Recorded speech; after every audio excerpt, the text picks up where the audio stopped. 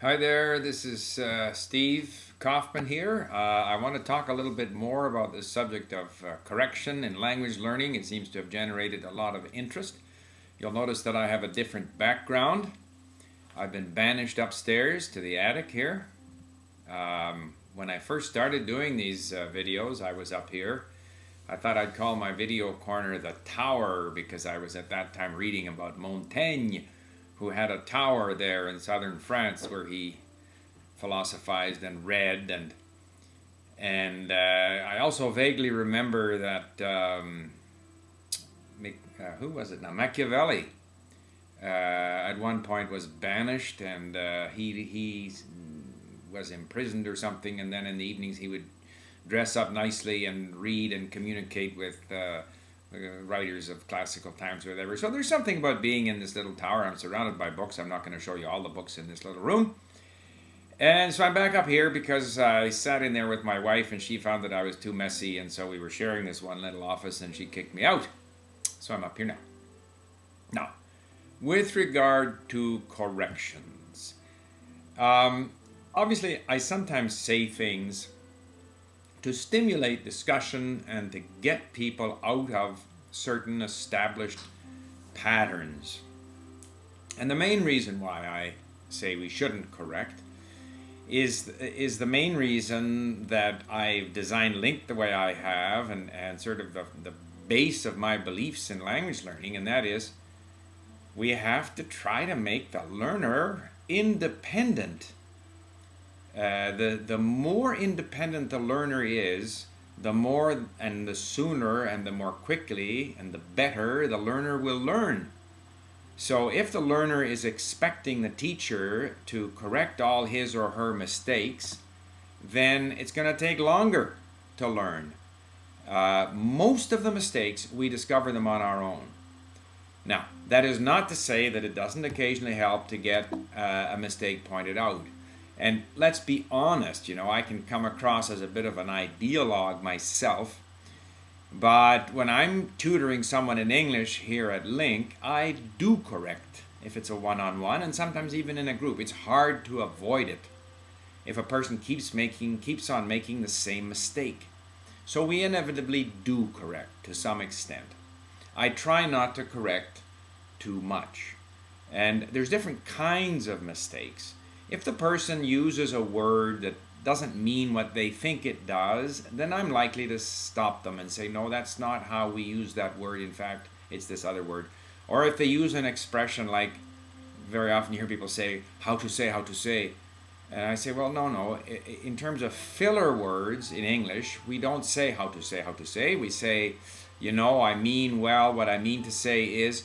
So I would recommend that they get themselves an English filler expression rather than something that is obviously not native. And those kinds of things are easy to explain and relatively easy to remember. However, when it comes to things like grammar, if someone points out to me that I have my case wrong in Russian, it has no impact on me whatsoever.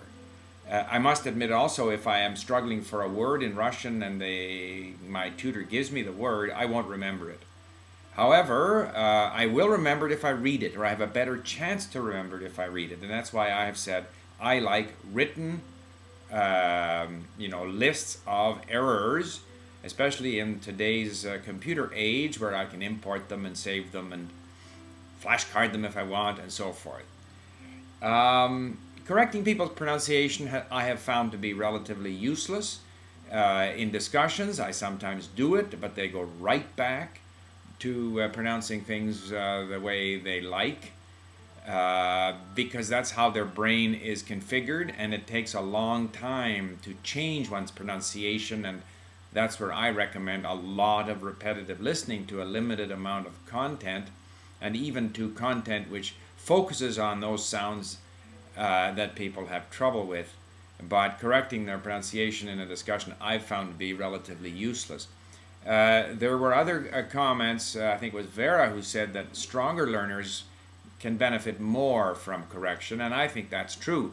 If you've got a strong base, then if you are saying just a few things wrong, then it's easier to deal with Although I must say that I have people that I deal with in business who speak English well enough to do business, whether they're Japanese or German or French or Swedish or whatever. And I mean, I would never correct their English if we're having a business discussion. Never. I mean, they have every right to be offended. Now, with some people that I know very well, like there's a gentleman I know in Sweden, and he speaks flawless English, almost sounds like an English country gentleman, but he has his Swedish expressions. Like, instead of saying, there are many people in the restaurant, he will say, it is many people in the restaurant, because that's how it's said in Swedish. And no matter how often I remind him of that, he cannot change. So I'm just saying, correction, yeah, maybe. I think it works for, in some cases, it can help you become aware of where your gaps are. I like it in writing. It's better for more advanced learners. A beginner learner, I mean, you would be correcting every second word. In fact, I recommend that beginner learners don't do very much talking at all, so that they can accumulate more words and phrases. You can't make a mistake while you're listening and reading. You only make a mistake when you start producing the language. So now I also had a look at Moses. My friend Moses, he did a video response on this whole subject, and I think he agrees with me, and I agree with him too, that correction can sometimes help. And so you get people saying, well, correction helped me, and sometimes it does. I think where Moses and I agree is that you wouldn't do it without the permission of the person involved.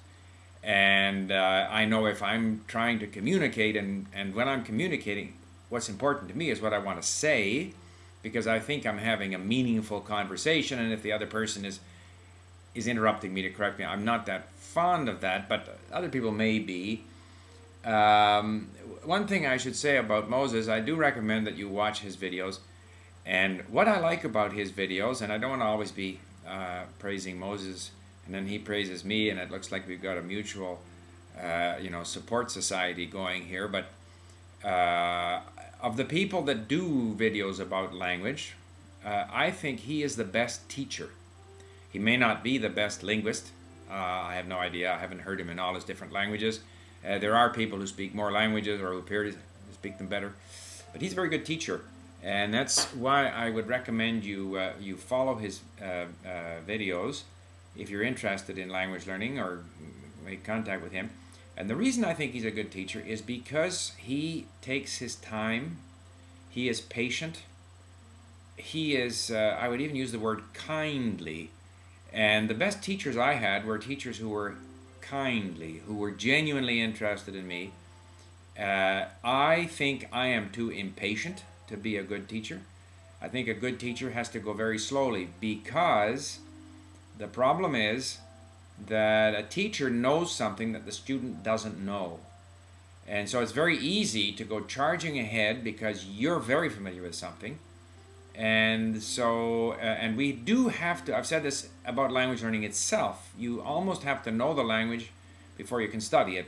And that's why I'm against grammar. Until you're very familiar with it, you can't study the rules don't make sense. Well, the same is true of language learning. And I think I jump too quickly at times. I have my experience of language learning, and so based on that I say you learn languages this way and that way. And Moses, I think, is closer to his students, more in tune with where they are, gives it to them, and then repeats it in a very kindly way and in a very encouraging way.